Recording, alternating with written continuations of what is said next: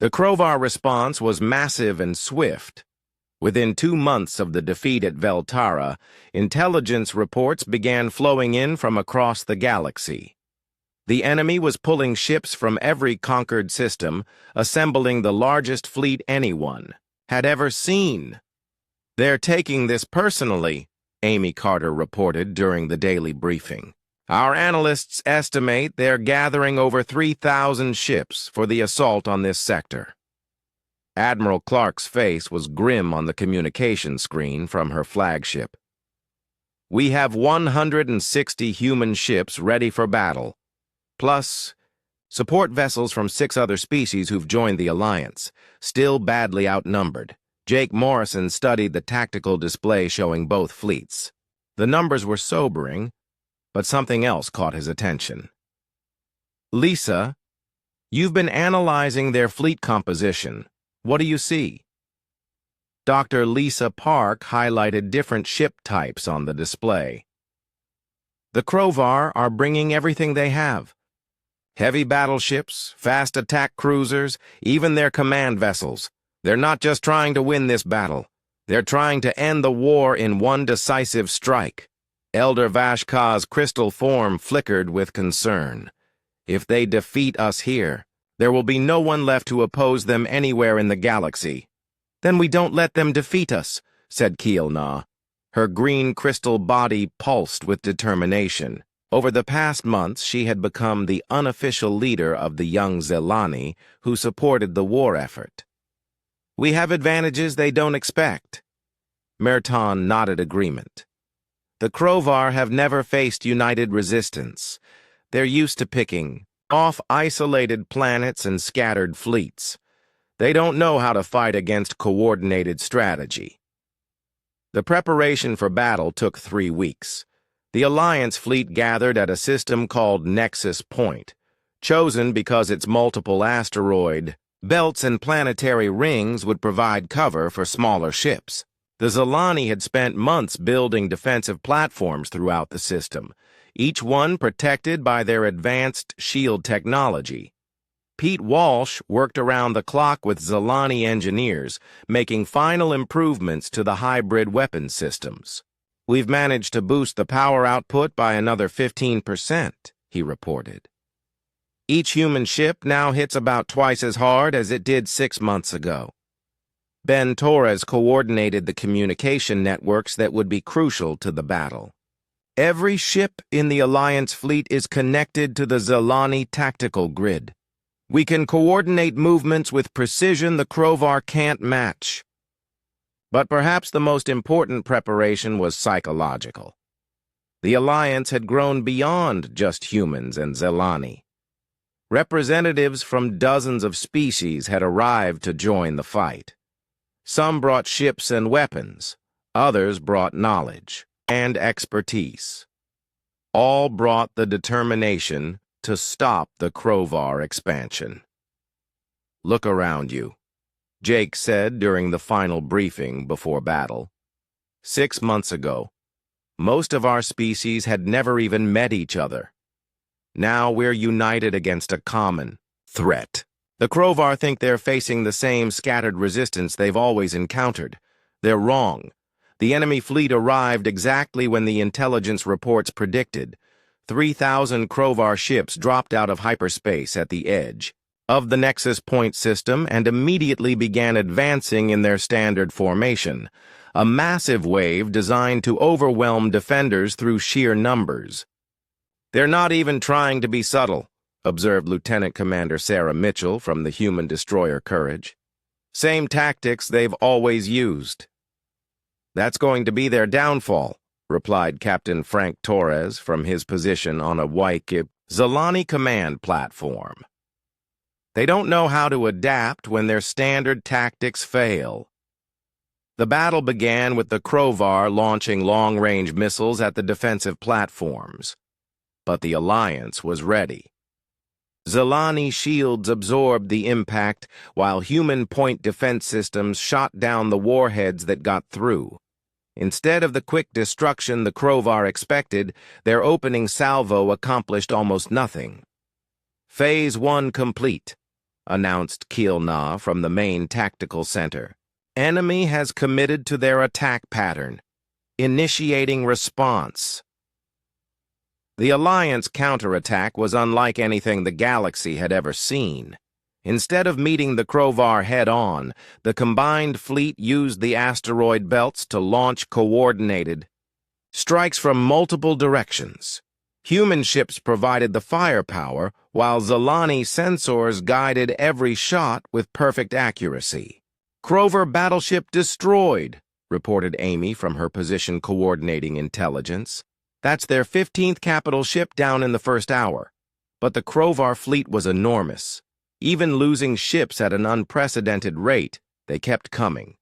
Their sheer numbers began to tell as they reached the inner system where the main defensive platforms were located.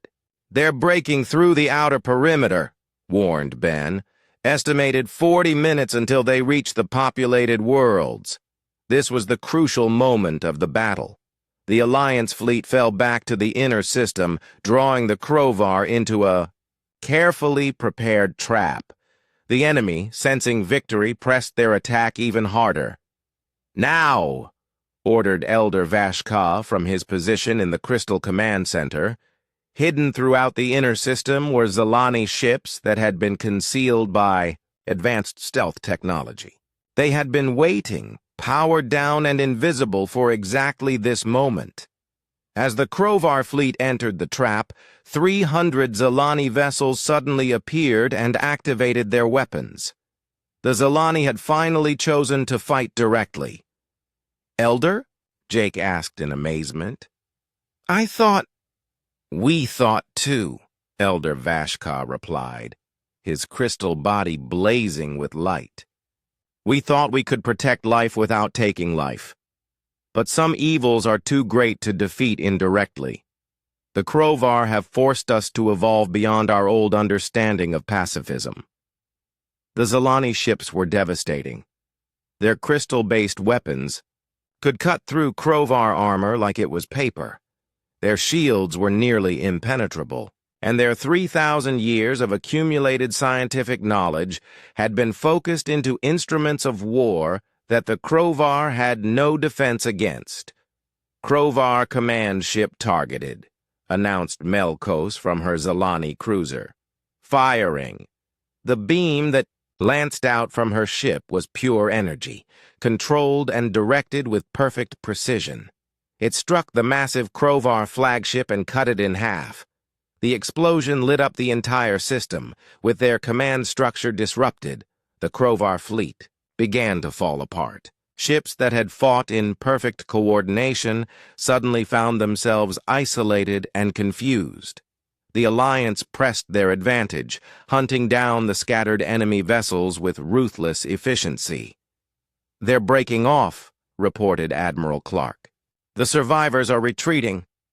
The battle lasted 18 hours. When it ended, less than 200 Krovar ships escaped. The rest were destroyed or captured. The Alliance had lost 47 vessels, a heavy price but far less than anyone had dared hope. But the victory went beyond just defeating a fleet. News of the battle spread across the galaxy faster than the fleeing Krovar ships. Species that had submitted to Krovar rule began to rebel. Others started building their own resistance movements. The Alliance had proven that the supposedly invincible empire could be beaten. "It's over," Amy said with exhaustion and relief. "The war is actually over." Jake shook his head. "This war is over, but there will be others. The galaxy is a big place, and there will always be those who choose conquest over cooperation." Elder Vashka approached the group of humans. His crystal body had changed during the battle. The colors were different now, deeper and more complex. "Captain Morrison, you and your people have taught us something important. Sometimes the most peaceful thing you can do is ensure that evil cannot triumph." Lisa smiled at the elder. "And you taught us something too. That strength and wisdom together are more powerful than either one alone." Merton joined the conversation, his own crystal form glowing with satisfaction. The young Zalani were right to question our old ways. Peace is not the absence of conflict. Peace is the presence of justice, defended by those willing to sacrifice for it. In the weeks following the battle, the alliance began to evolve into something larger. The cooperation that had won the war became the foundation for a new kind of galactic government. Species that had never trusted each other began working together.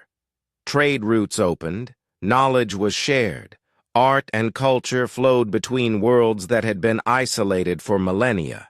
The Krovar Empire collapsed within a year. Without their military might, their brutal government fell apart. Many Krovar themselves, freed from their warlike culture, chose to join the alliance and help rebuild what their empire had destroyed. "We've created something new," Kyle Na observed during a planning session for the post-war galaxy. "A community based on mutual protection rather than mutual destruction." Pete Walsh, now working permanently with Zalani engineers, nodded agreement. "And we've proved that different species can keep their own values while still working together. Humans are still willing to fight for what's right. Zalani are still committed to peace. But now we understand how those two things can support each other."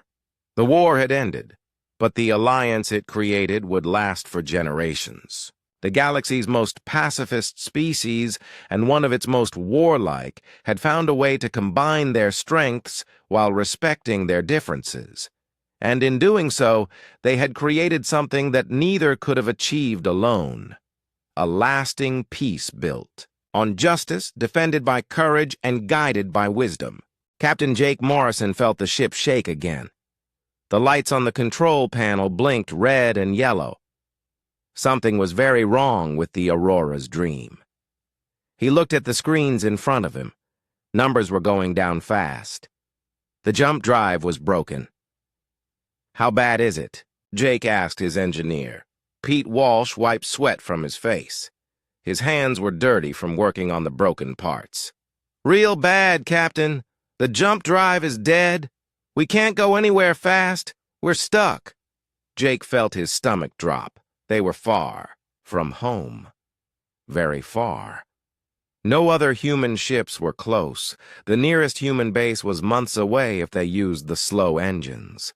"Can you fix it?" Jake asked. Pete shook his head. "Not with what we have here. We need parts that are only made on Earth or the big stations." Dr. Lisa Park looked up from her science station. She was the ship's expert on alien life. Her job was to study new forms of life they might find. "Captain, I'm picking up some strange signals. They're not human." Jake walked over to her station. The screen showed lines and patterns that moved up and down. "What kind of signals?" "Communication signals. But they're different from anything we know. The patterns are very complex. Whoever is sending them is smart. Very smart." Ben Torres, the communications officer, turned around in his chair. "I'm trying to track where the signals come from. It looks like there's a big structure about 2 light hours from here," Jake thought. About their choices. They could try to reach the structure with their slow engines, but that would take days. They could send a distress call toward human space, but help would take months to arrive. Or they could try to contact whoever was sending. "The signals. What do you think, Lisa? Are they friendly?" Jake asked. Lisa looked at the patterns on her screen. "I don't know, but the signals don't seem aggressive. They're more like music or art, very peaceful patterns." Jake made his choice. "Ben, can you send a signal back to them?" "I can try, but I don't know their language." "Send mathematical signals first. Then try some basic images. Let them know we're here and we need help." Ben worked on his controls.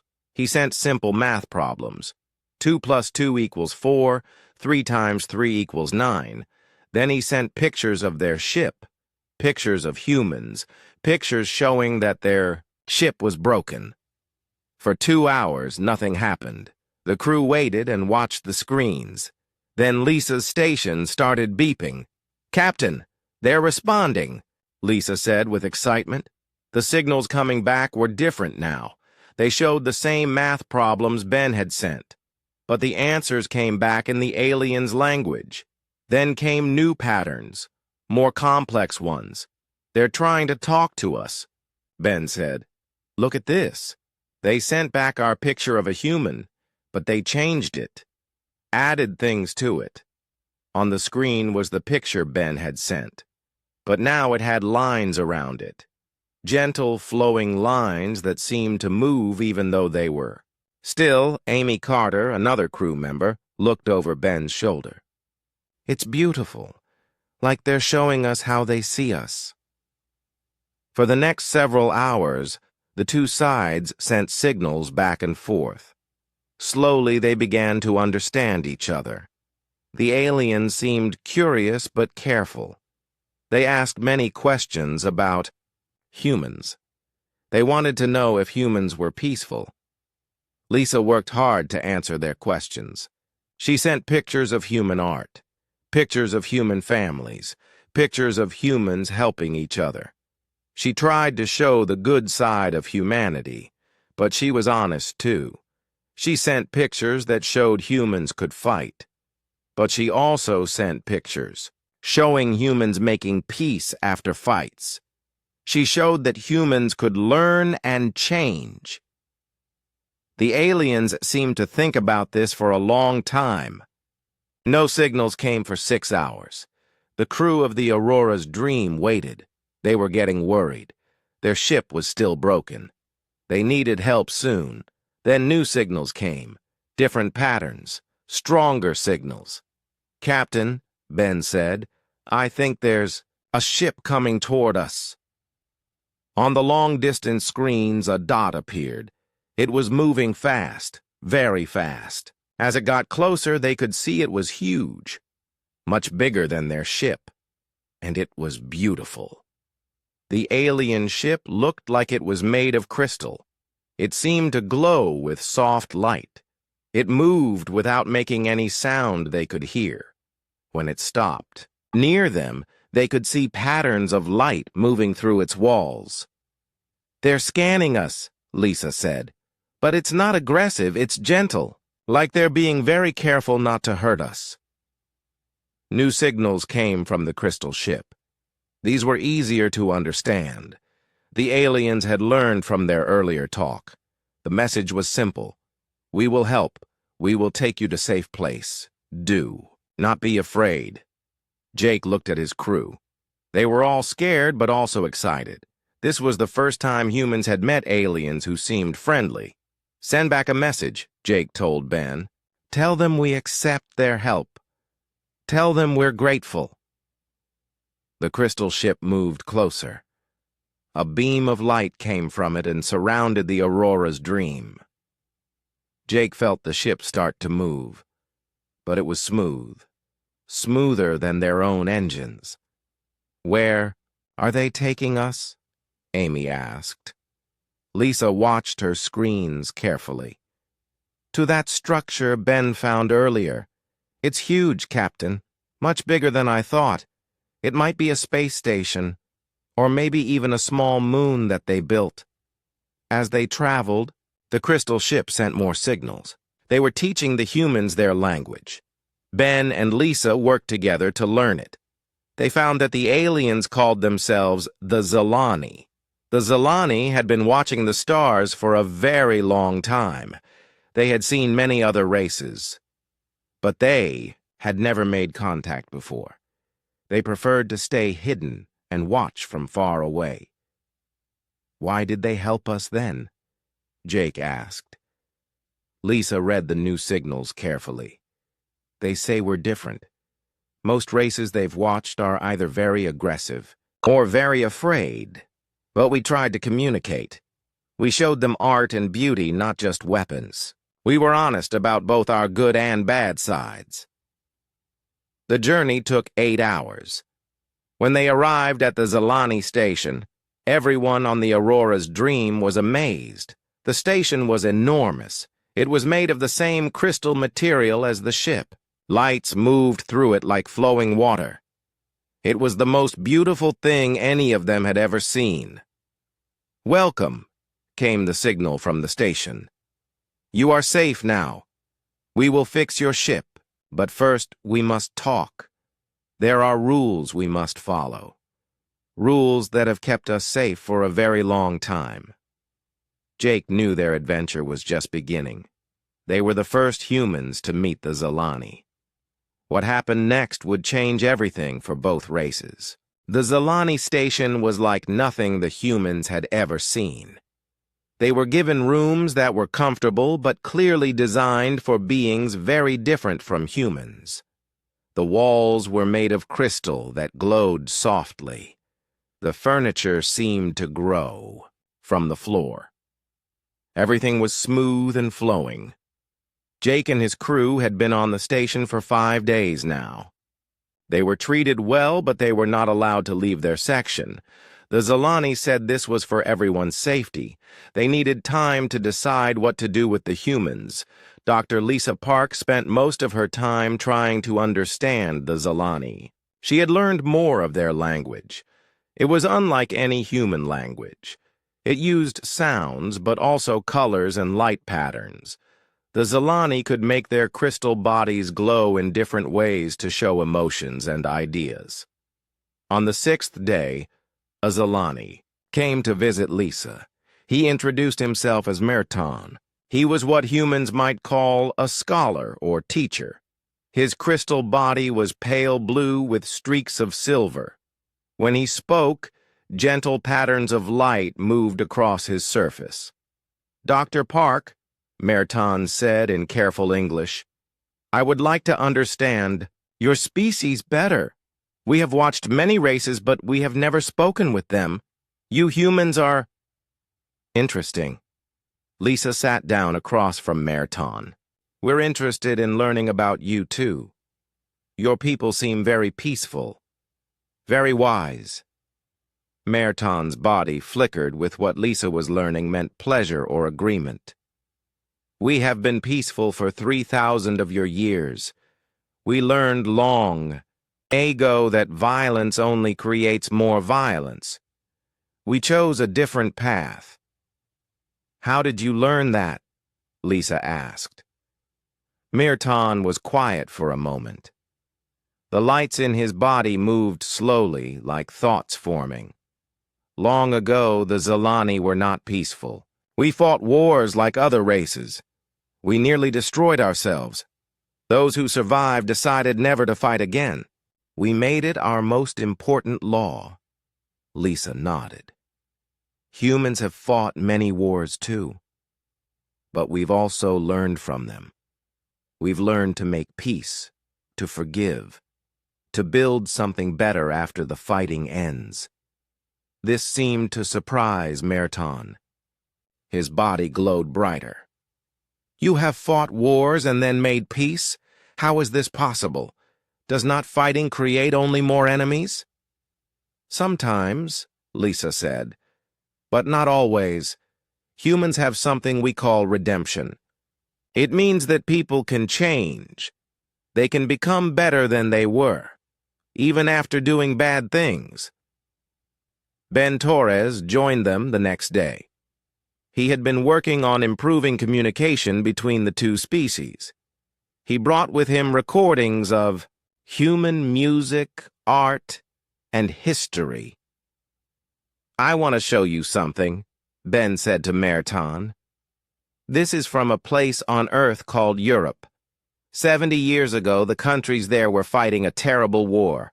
Millions of people died." Merton's body dimmed.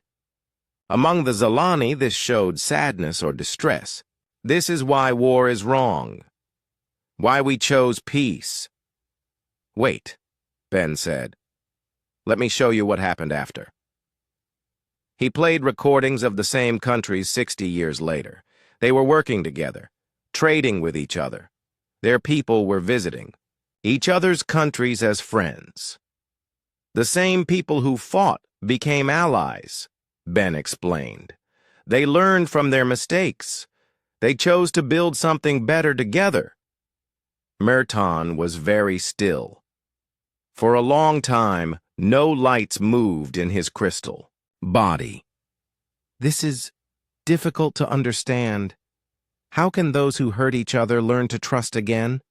Lisa leaned forward. Because humans believe people can change. We believe in forgiveness. And we believe that sometimes you have to fight to protect something good. Fight to protect? Merton asked. How can fighting protect anything? Ben showed him more recordings. These are from our history. Sometimes bad people try to hurt good people. When that happens, good people have to fight back. Not because they want to hurt others, but because they want to protect the innocent. The conversations went on for days. Captain Jake Morrison joined them sometimes. Amy Carter shared stories of human families and how they protected each other. Pete Walsh talked about how humans built things together after disasters. Merton listened to everything. He asked many questions. He seemed to be struggling with new ideas. The Zalani way is simple, he told them one day. We do not fight. We do not hurt others. We stay away from violence. This has kept us safe. But what if someone else brings violence to you? Jake asked. What if they won't leave you alone? We hide, Merton said. We have hidden for 3,000 years. It has worked. But what about others? Lisa asked. What about people who can't hide? What about the weak who need protection? Merton's body dimmed again. We cannot save everyone. We can only save ourselves. The humans could see this troubled him. The Zalani were good people. They didn't want others to suffer. But their absolute belief in peace made it hard for them to help. On the 10th day, news came to the station that changed everything. Other Zalani brought reports from across the galaxy. A new threat was growing. A race called the Krovar were expanding their empire. They were destroying planets and enslaving entire species. They have already taken 12 systems, the messenger reported. They show no mercy. They take what they want and destroy the rest. Merton shared this news with the humans. His body was very dim. The lights in it moved slowly like heavy thoughts. This is what we feared, he said. This is why we stay hidden. If the Krovar find us, they will try to destroy us too. Jake leaned forward. Then you need to stop them. We cannot, Merton said quickly. We do not fight. It is against everything we believe. Even to protect innocent lives? Lisa asked. We cannot break our most sacred law, Merton said, but his voice sounded less certain than before. Ben pulled up a map of the galaxy. Look at this. The Krovar are moving in this direction. If they keep going, they'll reach human space in 6 months. They'll reach your space in a year. We will hide deeper, Merton said. We will move our people to secret places. What about everyone else? Amy asked. What about all the people who can't hide? All the children and families who will be hurt? Merton was quiet for a long time. The lights in his body barely moved. Finally, he spoke. You humans confuse me. You speak of violence, but also of protection. You talk about fighting, but also about peace. You say people can change, but you also say some people must be stopped. How do you live with such contradictions? Lisa smiled gently. Because life is complicated. Good and evil aren't always simple. Sometimes protecting the innocent means facing the guilty. Sometimes making peace means stopping those who won't make peace. We've learned that doing nothing can be just as harmful as doing the wrong thing, Jake added. Sometimes the most peaceful thing you can do is stop someone from hurting others. Mirtan left them that day without saying more, but over the following days, other Zalani came to talk with the humans. Young Zalani, mostly. They asked the same hard questions. They seemed troubled by the same problems. The humans began to understand that their arrival had started something among the Zalani. For 3,000 years, the Zalani had believed that peace meant avoiding all conflict. But now, they were facing a situation where their peace might enable great evil. The conversations continued, but everyone knew that time was running out. The Krovar were still expanding. Soon, the Zalani would have to choose between their absolute pacifism and their desire to protect innocent life. And the humans would have to decide how far they were willing to go to help a species that might not be able to help them back. The emergency signal came during the night shift. Amy Carter was monitoring communications when her board lit up with incoming transmissions. The signal was weak and breaking up, but she recognized the source immediately.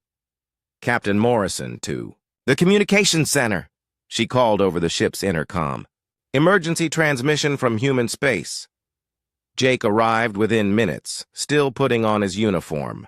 Ben Torres was right behind him, followed by Dr. Lisa Park. The signal was getting weaker by the minute.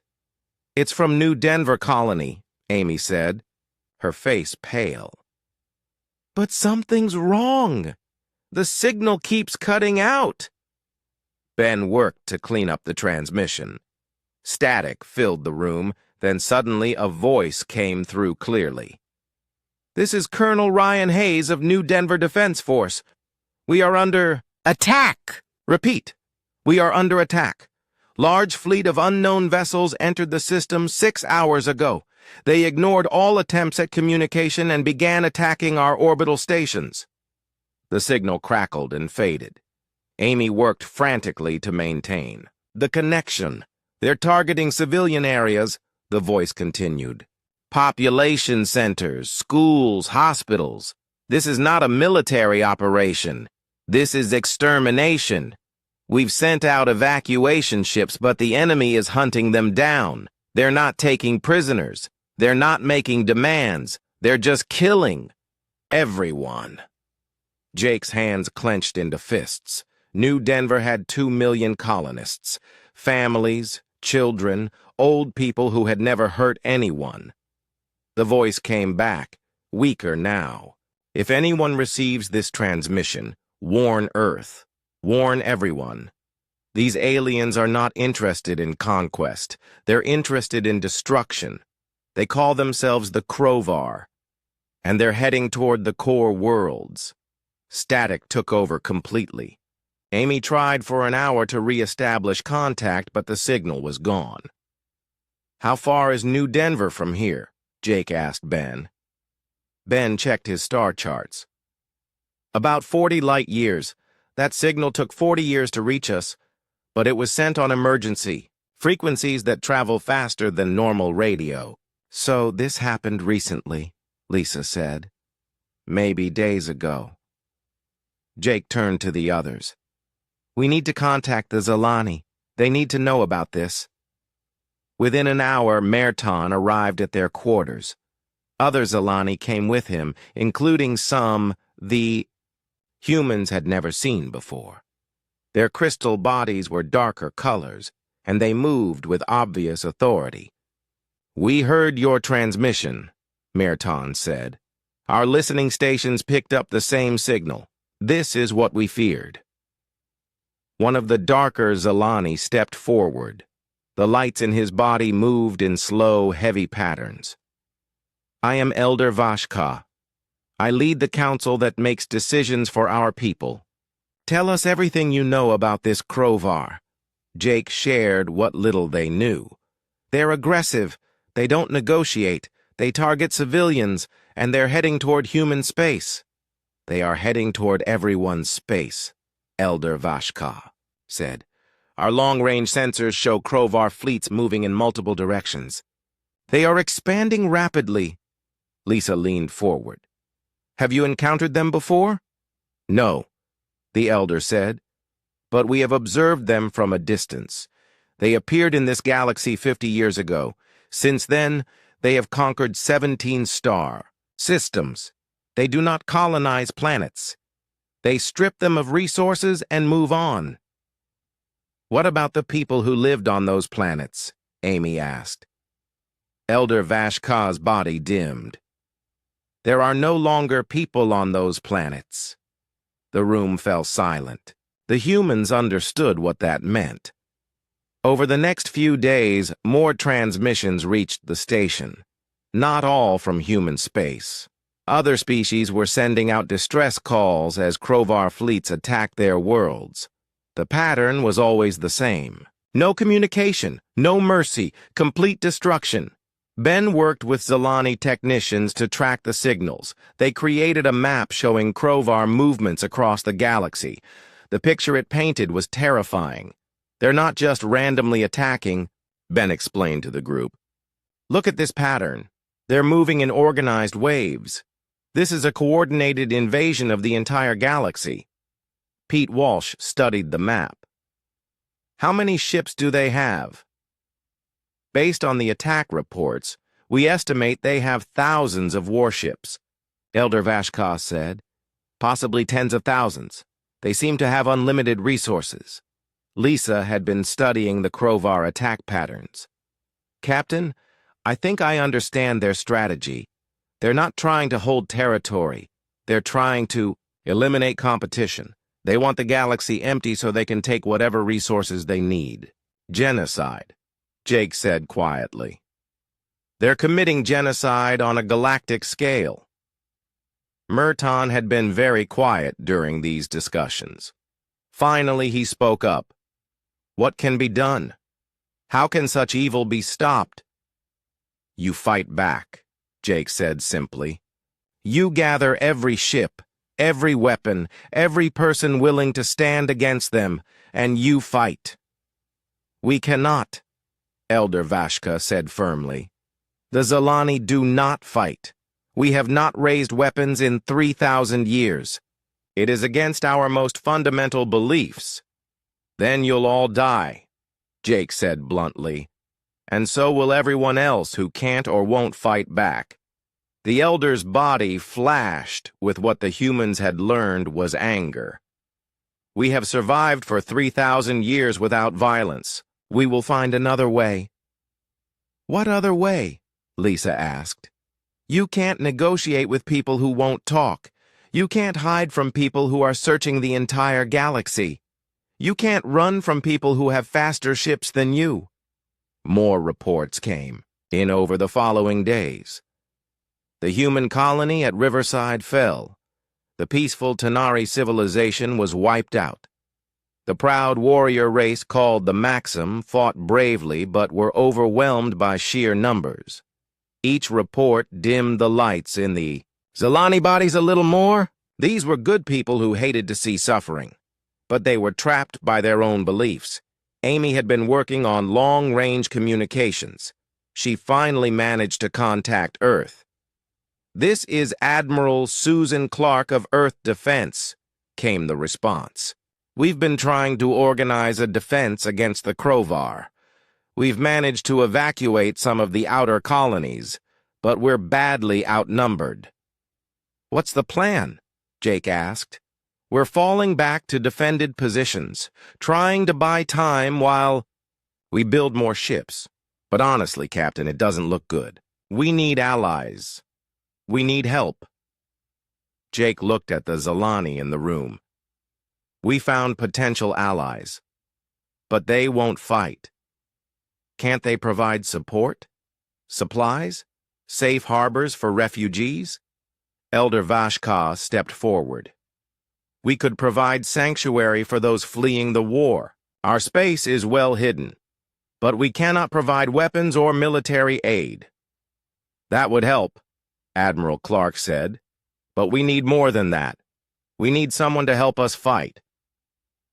After the transmission ended, the humans and Zalani sat in uncomfortable silence. "You could leave," Merton said finally. "We could repair your ship. You could return to help your people fight." 12 people against thousands of Krovar ships? Ben asked. "What difference would that make?" "The same difference any soldier makes," Jake said. "You do your duty. You protect what you can. You stand between evil and innocent people, even if you can't win." Elder Vashka studied Jake carefully. "You would return to a war you cannot win? To die alongside your people?" "If that's what it takes," Jake said. "Yes. But why?" "If the cause is hopeless, why not save yourselves?" Lisa answered. "Because someone has to try. Because good people don't get to quit when things get hard. Because the alternative is to let evil win without a fight." The Zalani left that night without saying more, but the humans could see they were deeply troubled. Their absolute pacifism was being tested in ways it had never been tested before. The next morning brought news that changed everything. A Krovar scout fleet had been detected at the edge of Zalani space. They were still far away, but they were definitely heading toward the Zalani homeworld. The people who had avoided war for 3,000 years were about to discover that sometimes war finds you anyway, and the humans were about to learn just how far they were willing to go to protect people who couldn't protect themselves. The news about Krovar scouts near Zalani space spread quickly through the station. For the first time since the humans arrived, they could see fear in the crystal beings. The soft lights that normally flowed through their bodies moved faster, more erratically. Some Zalani dimmed completely, going dark with worry. Elder Vashka called an emergency meeting of the Zalani Council. The humans were not invited, but they could hear the arguments through the crystal walls. Voices rose and fell in the musical Zalani language. Sometimes the arguing got so loud that the walls themselves seemed to vibrate. Merton came to see the humans on the second day of the council meetings. His usually bright blue color was pale and dim. "My people are afraid," he admitted. "For 3,000 years we believed our pacifism would protect us. Now we face an enemy that does not care about our beliefs." "What are the council members saying?" Lisa asked. "Some want to flee deeper into space. Others want to hide our worlds better. A few suggest we should contact the Krovar and try to negotiate." Merton's body flickered with what the humans now knew was uncertainty. "But some of the younger Zalani are saying things that frighten the elders." "What kind of things?" Jake asked. "They are asking questions that we have not asked for 3,000 years. They wonder if our pacifism helps evil by doing nothing to stop it. They ask if protecting life might sometimes require taking life." That evening, a young Zalani named Kailna came to the humans' quarters. She moved quietly, looking around to make sure no one followed her. Her crystal body was a deep green color that shifted to purple when she was nervous. "I should not be here," she said in careful English. "But I must speak with you." "What's wrong?" Ben asked. "I am an engineer. I build things. I design systems. For my whole life I have built only peaceful things. Ships that explore, stations, that house our people, tools that help us learn." Kailna's colors shifted rapidly. "But now I find myself thinking about other kinds of tools. Tools that could protect instead of destroy." Pete Walsh leaned forward with interest. "What kind of tools?" "Shield systems that could protect refugee ships. Sensors that could detect Krovar vessels from great distances." Communication networks that could warn people of attacks. Kyle Na paused, her body almost completely purple now. And maybe weapons. Defensive weapons that could stop Krovar ships from hurting innocent people. Jake studied the young Zalani carefully. Your elders wouldn't approve of this kind of thinking. No, Kyle Na agreed. They would be horrified. But I cannot stop thinking about all the people who have died while we debate philosophy. Children on New Denver. Families on the Tenari worlds. Good people who needed protection that never came. Lisa moved closer to Keel Na. What do you want from us? Your people understand both peace and war. You know how to build things that protect without destroying. Could you teach me? Pete was already nodding. I could show you human defensive technologies, shield systems, armor plating, evasive maneuvers, things that save lives instead of taking them. This would have to be secret, Jake warned. If the council found out... I know, Kyle Na said, but there are others like me. Young Zalani who want to help but don't know how. If we could learn, maybe we could find a way to protect people while still honoring our beliefs about not killing. Over the next week, Pete and Kyle Na began working together in secret. They used a small workshop in the lower levels of the station, away from the main areas where the council members might see them. Amy and Ben helped by standing watch and warning them if anyone was coming. The work was fascinating for both species. Zalani technology was far more advanced than human technology in many ways.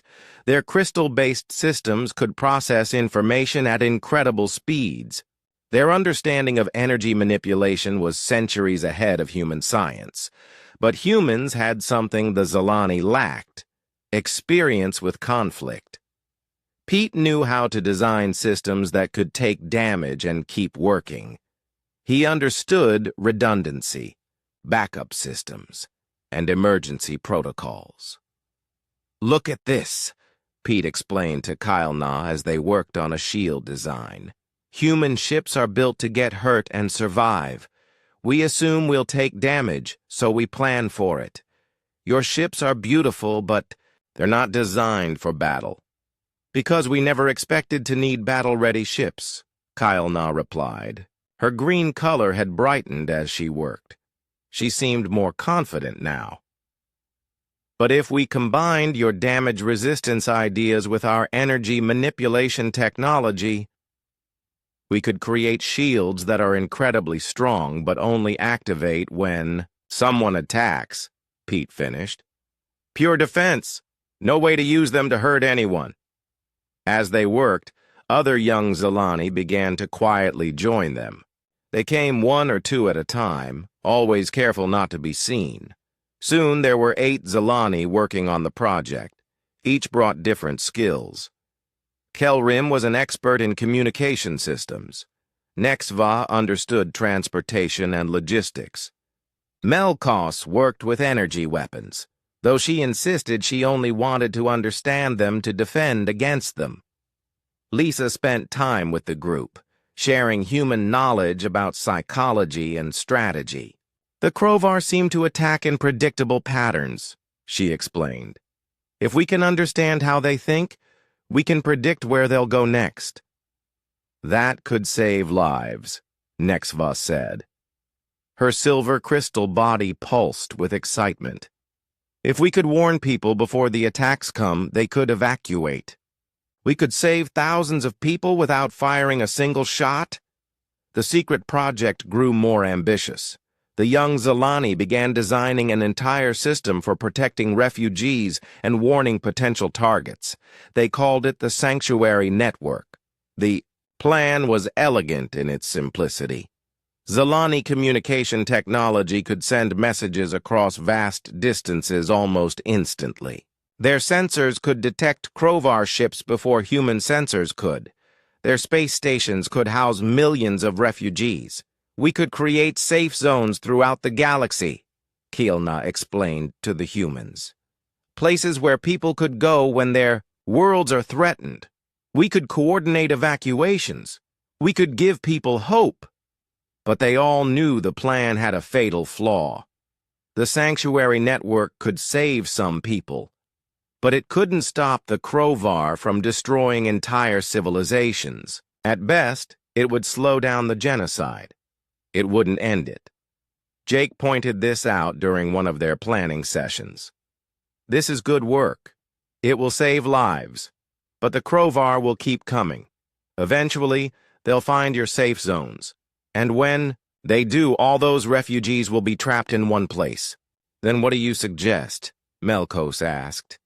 Her crystal body was a deep red color that showed her frustration. Someone has to fight them, Jake said simply. Someone has to meet their fleets in space and stop them from reaching the planets full of innocent people. The Zalani will never agree to that, Kelrim said. Our pacifism is absolute. Then maybe the Zalani don't have to fight, Ben suggested. Maybe they just need to help others fight. Lisa caught on to what Ben was thinking. The humans will fight. We're already fighting, but we're badly outnumbered. We need support, supplies, better technology, safe bases to operate from. A partnership, Amy said. Zalani provide the support and sanctuary. Humans provide the military. Action. The young Zalani looked at each other. Their bodies flickered with rapid color changes as they thought. It could work, Kailna said slowly. The elders might accept helping others fight, even if they won't fight themselves, especially if the alternative is watching the galaxy burn. We would need to convince them, Nexva pointed out, and that won't be easy. Leave that to us, Jake said.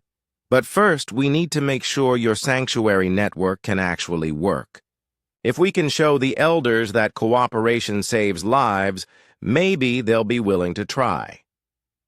The group worked with new energy. They refined their designs, ran simulations, and planned implementation strategies. Within days, they had created something unprecedented. A galactic refugee and early warning system that could save millions of lives. But even as they worked, reports continued to come in from across the galaxy. The Crovar were moving faster now, attacking multiple systems simultaneously. Time was running out for everyone, and the Crovar scouts at the edge of Zalani space were getting closer every day. The young Zalani had planted seeds of change among their people, but seeds take time to grow, and time was the one thing the galaxy didn't have. The emergency alarms on the Zalani station had never sounded before.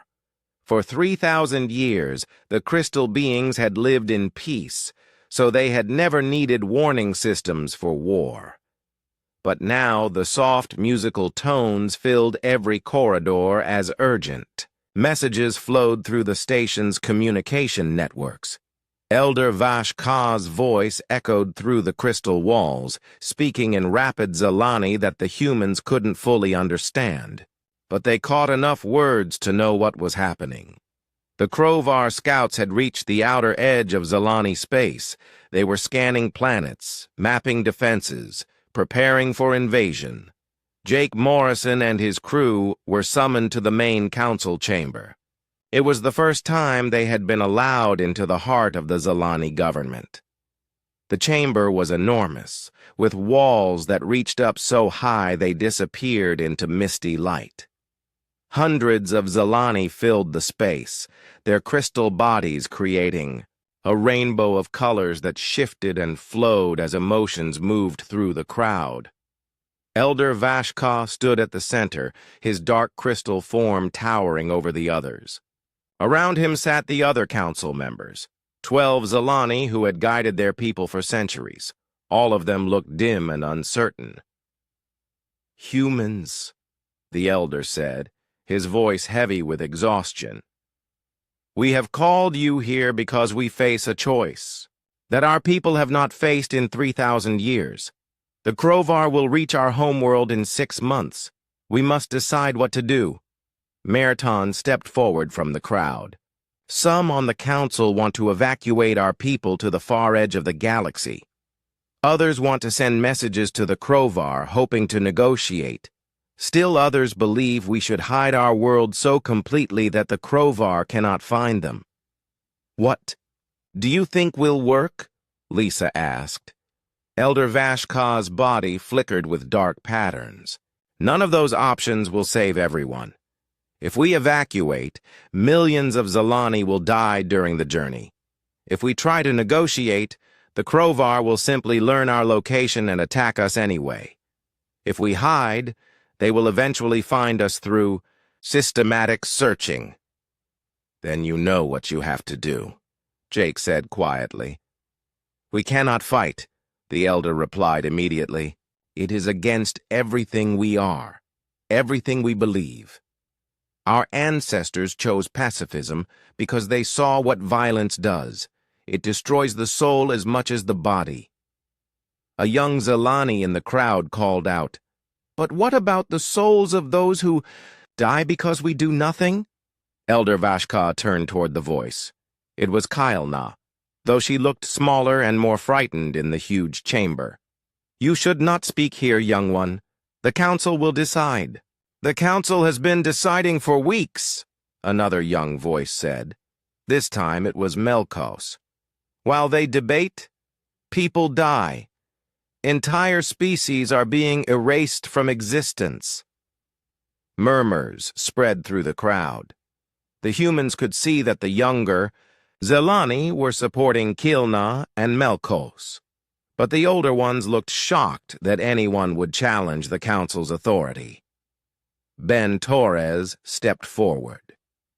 "Elder Vashka, may I ask you something?" The elder nodded, though his body language showed irritation. "You said your ancestors chose pacifism because they saw what violence does. What exactly did they see?" Elder Vashka was quiet for a moment. When he spoke, his voice was sad and distant. "They saw cities burning. They saw children killed for the crimes of their parents.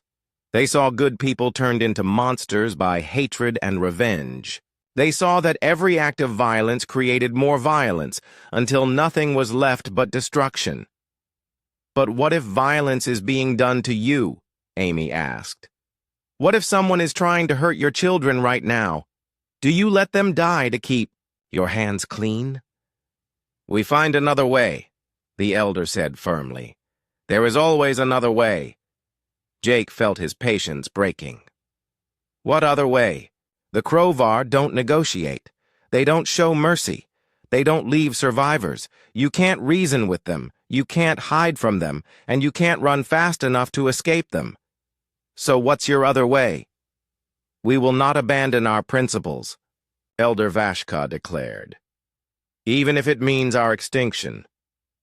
The chamber fell silent. The humans looked at each other in disbelief. Even facing the complete destruction of their species, the Zalani would not consider fighting back. Lisa stood up, slowly. "Elder Vashka, I want to tell you about something that happened on Earth 200 years ago." The elder gestured for her to continue. "There was a man named Marcus Chen who believed deeply in nonviolence. He taught that all conflict could be resolved through understanding and compassion. He was a good man who helped many people." Lisa paused, gathering her thoughts. "Then war came to his city. Enemy soldiers began killing civilians. They killed children in front of their parents. They burned hospitals with patients still inside. The Zalani in the chamber were very still, listening intently. Marcus Chen faced the same choice you face, now. He could maintain his principles and watch innocent people die, or he could take up arms to protect them. Do you know what he chose?" Elder Vashka's body was completely dark now. "Tell us." "He chose to fight. Not because he wanted to hurt anyone, but because he realized that sometimes protecting innocent life requires stopping those who would destroy it. He said that true pacifism isn't about keeping your own hands clean. It's about preventing suffering, even if that means accepting some suffering yourself. And what happened to him? Merton asked quietly. He saved thousands of people, but the violence changed him, just like your ancestors feared. He was never the same afterward. The act of killing, even to save others, left scars on his soul that never healed. Lisa looked directly at Elder Vashka. But every person he saved went on to live full lives. They had children and grandchildren. They created art and music and stories. Thousands of lives continued because one man was willing to sacrifice his peace for their survival. The chamber was silent for a long time. Finally, a voice spoke from the crowd. It was an older Zalani, one the humans hadn't seen before. I am Kexra. I am older than most here, old enough to remember stories told by those who lived during our last war. The ancient Zalani's body was pale and dim, but his voice was strong. I have always supported our pacifism, but I must ask, what would our ancestors think if we let the galaxy burn to preserve our purity? Elder Vashka turned to the ancient. 1. You question 3,000 years of wisdom? I question whether we have understood that wisdom correctly, Kexra replied. Our ancestors chose peace to prevent the destruction of all life. But now our peace enables the destruction of all life. Perhaps they would tell us that principles must serve life, not the other way around. More voices joined the debate. The younger Zalani spoke passionately about their duty to protect the innocent. The older ones defended their ancient traditions. The council members argued among themselves, their crystal bodies flashing with conflicting emotions. Through it all, Jake watched Elder Vashka. The leader of the Zalani stood perfectly still at the center of the chaos, his dark crystal form, showing no light at all. But Jake could see the tension in his posture, the weight of an impossible decision pressing down on him. Finally, Elder Vashka raised his hand for silence. The chamber immediately became quiet. Humans, he said, you have shown us great kindness. You have taught us much about your people. Now I must ask something difficult of you. If we choose to help in this war, what exactly would you ask of us? Jake had been thinking about this question for weeks. We wouldn't ask you to fight directly. We know you can't do that. But we could use your technology, your space stations, your communication networks. We could operate from Zalani space, protect Zalani worlds, and in return, you could provide support for human fleets fighting the Krovar. You would fight for us? Merton asked. We would fight for everyone, Ben replied. Humans, Zalani, every species the Krovar want to destroy. Because that's what good people do. They stand between evil and the innocent, even when the cost is high. Elder Vashka closed his eyes. When he opened them again, there was a new light in his crystal body, faint, but growing stronger. If we agree to this alliance, we could not take back our decision. Once we choose to support a war, even indirectly, we become part of that war. There would be no return to our old isolation. Sometimes you can't go back, Lisa said gently. Sometimes you can only go forward and try to build something better than what came before. The elder looked around the chamber at his people. Young and old, all of them were watching him, waiting for his decision. The decision that would end 3,000 years of absolute pacifism and change the Zalani forever. We will vote, he announced. Every adult Zalani on this station will choose. We will either maintain our isolation and face extinction alone, or we will join with the humans and face the future together. The voting would begin at dawn. By sunset, the galaxy would know whether the most pacifist species in known space would finally choose to take a stand against evil. The seeds of change that the young Zilani had planted were about to either bloom or wither forever. The vote took 3 days. Every adult Zilani on the station cast their decision into crystal voting chambers that recorded their choice with patterns of light. The humans waited anxiously, knowing that the future of both species might depend on the outcome. On the third evening, Elder Vashka called everyone to the main chamber. His crystal body was brighter than the humans had ever seen it, pulsing with steady, determined light. "The decision is made," he announced. "By a margin of 67%, the Zilani choose to join the alliance with humanity. We will not fight directly, but we will support those who fight to protect innocent life." The chamber erupted in complex harmonies as the Zilani expressed their emotions through sound and light. Some were bright with relief and hope, others dimmed with fear and uncertainty, but all of them seemed to accept the decision. Elder Vashka raised his hand for quiet.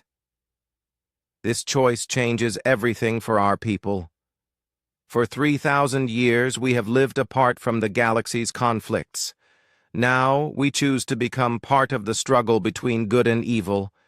We do this not because we have abandoned our principles, but because we have learned that true pacifism sometimes requires supporting those who fight for peace."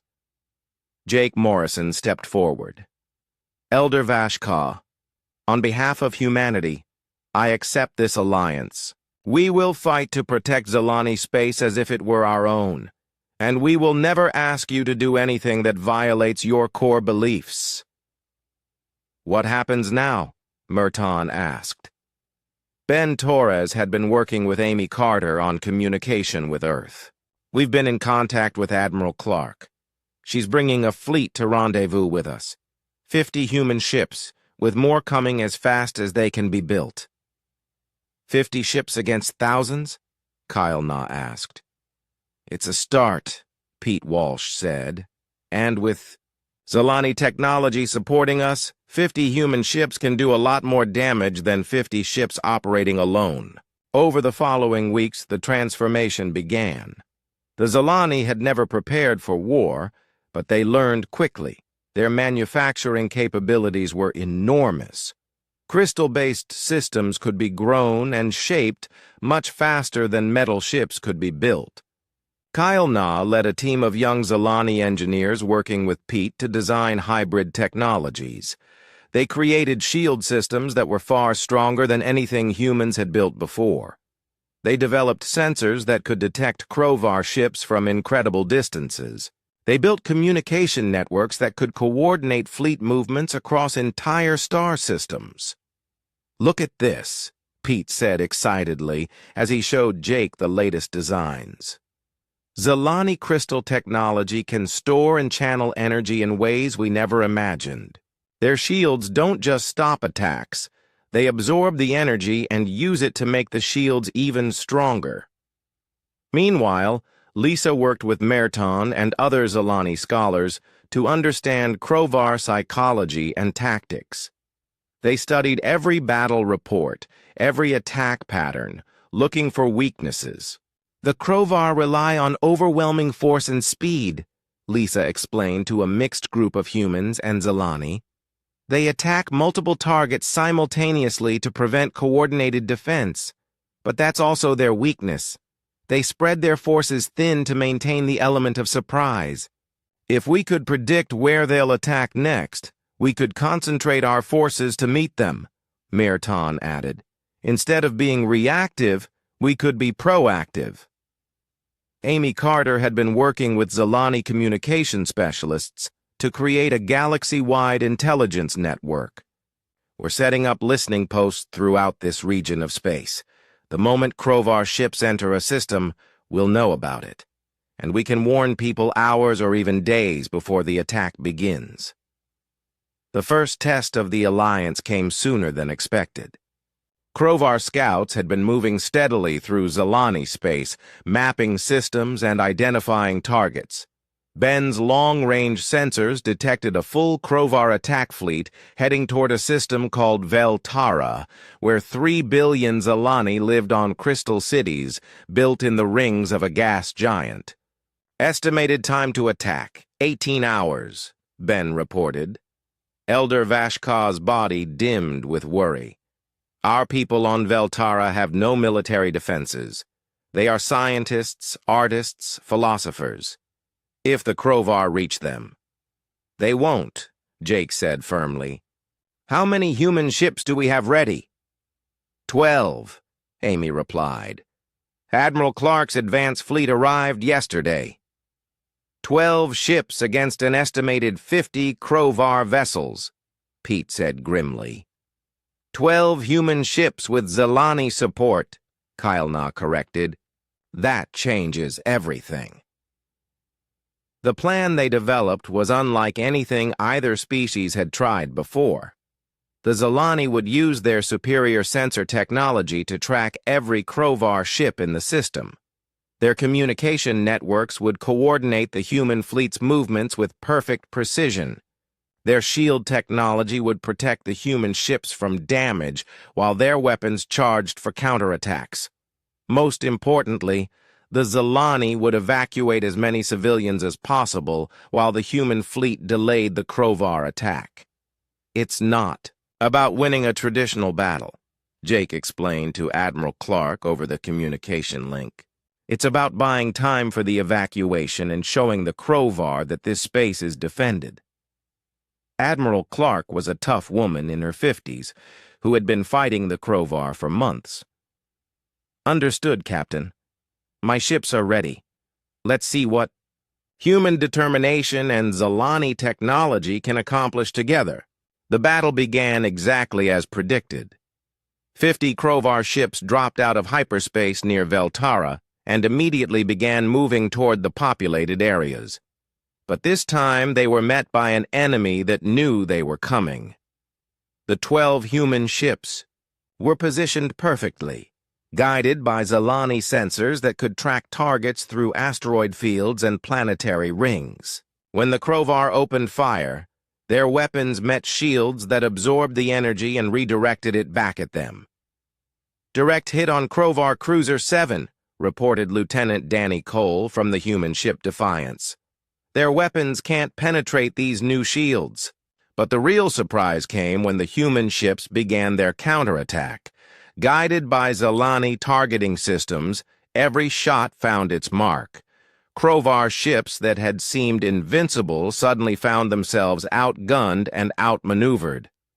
They're not used to facing coordinated resistance, Lisa observed from the Zalani command center.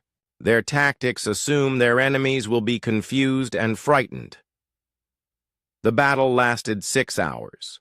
When it ended, 23 Krovar ships had been destroyed and the rest had retreated. Not a single human ship was lost, though several took damage that Zalani engineers immediately began repairing. More importantly, the evacuation had been successful. 2 billion Zalani civilians had been transported to safety in the core worlds. The remaining billion chose to stay and help build defenses for their system. We did it, Amy said, her voice filled with wonder. We actually beat them.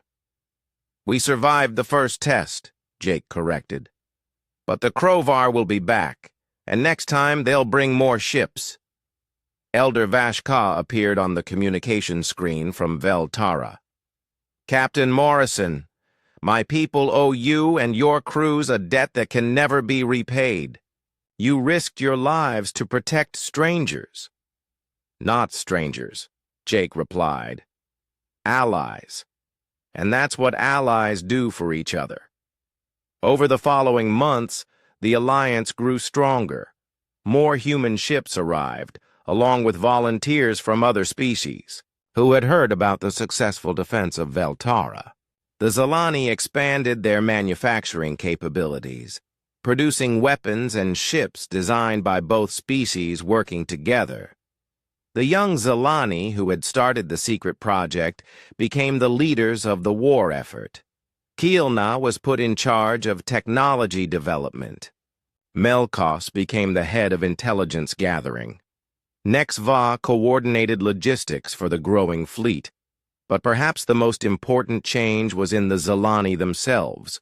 They had found a way to remain true to their pacifist beliefs while still fighting against evil. They didn't kill anyone directly, but they enabled others to protect innocent life. They had discovered that sometimes the most peaceful thing you can do is help good people stop bad ones. "We are still Zalani," Merton said during one of his daily conversations with Lisa. "We still believe in peace, but now we understand that peace is not just the absence of war. Peace is the presence of justice, and sometimes justice requires action." The alliance between the galaxy's most pacifist species and one of its most warlike had created something new. Something the Krovar had never faced before. Something that might actually be able to save the galaxy. But the real test was still coming. The Krovar High Command had noticed the resistance in this sector of space. They were gathering their main, battle fleet, preparing to crush the Alliance before it could spread to other parts of the galaxy. The final battle was approaching, and both species knew that everything they had built together would soon be put to the ultimate test. 5 years after the great battle at Nexus Point, the galaxy was a very different place. Jake Morrison stood on the observation deck of the new Alliance headquarters, a massive station that combined human engineering with Zalani crystal technology. Below him, ships from dozens of species came and went, carrying diplomats, traders, scientists, and artists between worlds that had learned to work together. "Hard to believe it's the same galaxy," said Ben Torres, joining his old captain at the viewing window. Ben now served as the head of interspecies communication for the Alliance, a job that didn't exist before the war. "Sometimes I wonder what would have happened if our jump drive hadn't broken down that day," Jake replied. "Would we ever have met the Zalani? Would the Alliance have formed without us?" Dr. Lisa Park approached them, carrying a datapad filled with reports from across the galaxy. As the Alliance's chief xenobiologist, she spent her time studying how different species could work together more effectively. "The answer is yes," she said, having overheard their conversation. "The Krovar crisis would have forced cooperation eventually, but it might have taken longer and more people would have died. Our meeting with the Zalani just happened to be the spark that started the fire. The 3 humans had all changed over the years." Jake now served as Admiral of the Alliance Defense Force, commanding fleets that included ships from 23 different species. Ben had mastered 17 alien languages and helped establish the translation protocols that made galactic government possible.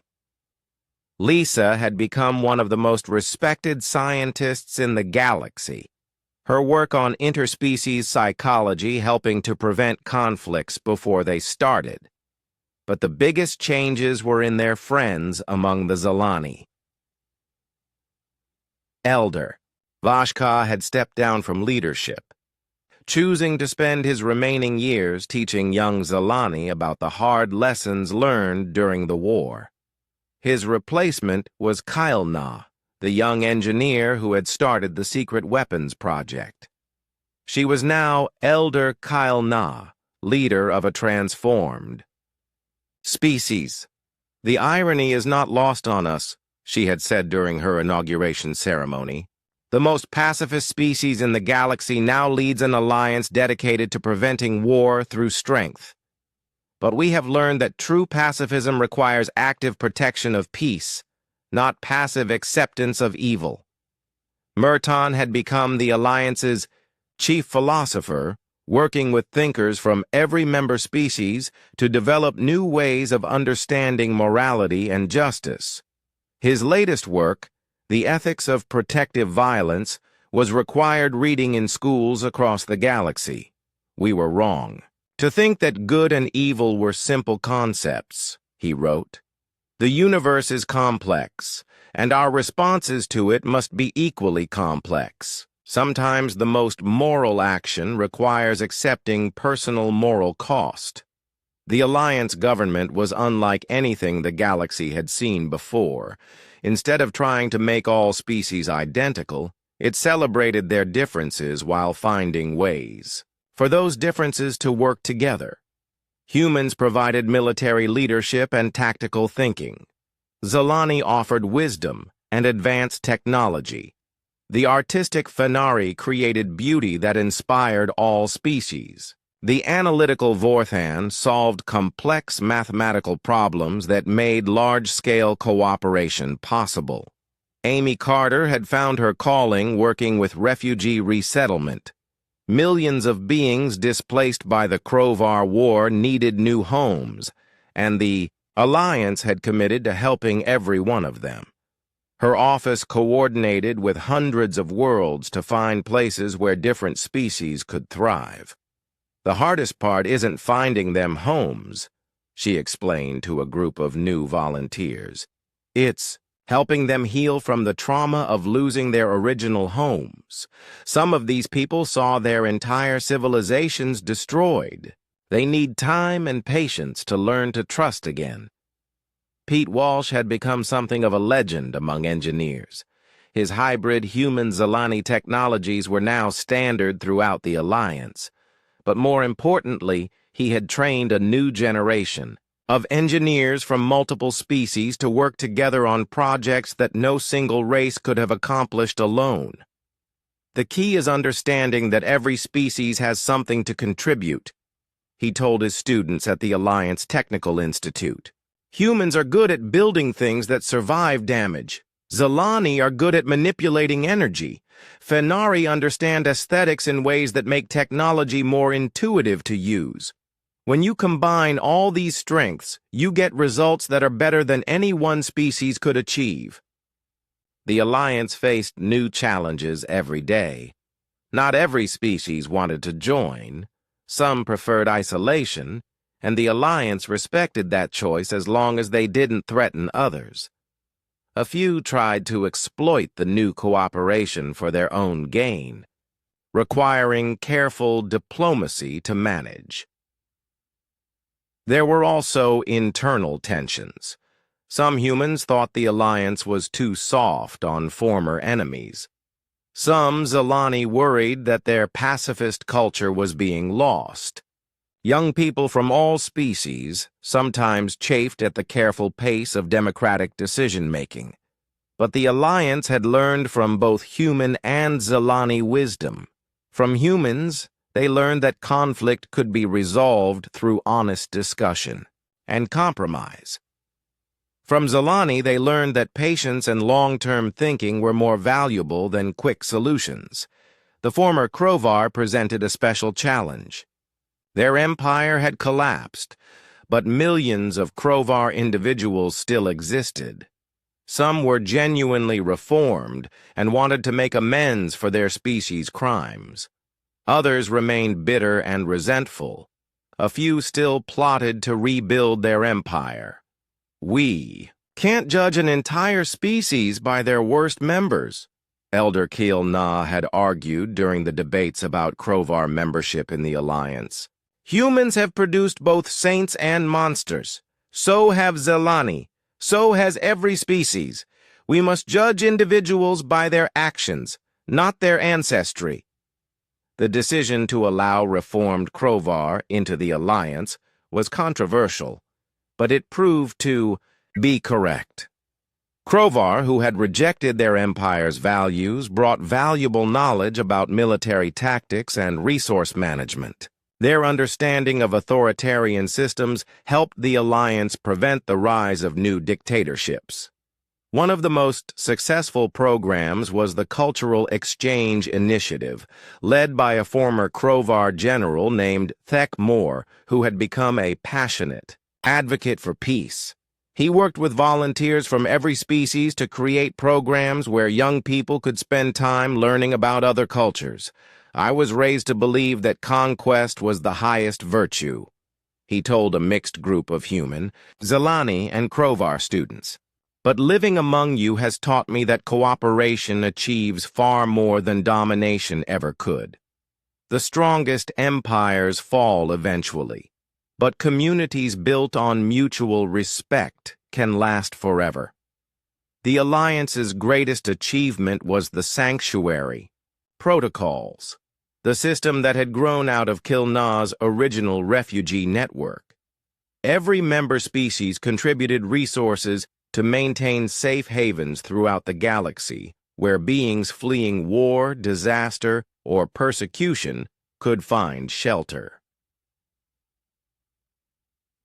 The protocols had been tested many times over the years. When the volcanic planet Charis erupted, destroying most of its surface, Alliance ships evacuated 3 billion Charisan refugees to safety. When civil war broke out in the Deltran system, neutral Alliance forces provided humanitarian aid to both sides while protecting civilians. The Sanctuary Protocols represent everything the Alliance stands for, Jake said during a speech marking the 5th anniversary of their implementation. They show that species with very different values can work together to protect innocent life.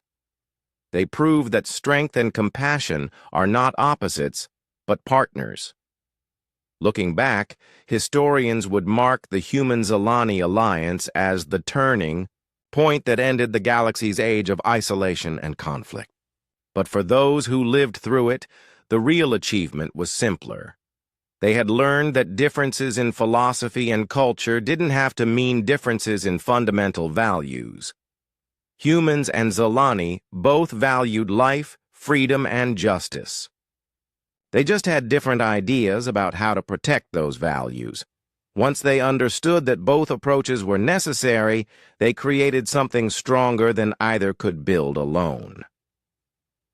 The galaxy still faced challenges. There were still conflicts, still injustices, still people who chose selfishness over cooperation. But now there was also a framework for addressing these problems peacefully. There were institutions dedicated to preventing war rather than just fighting it. There were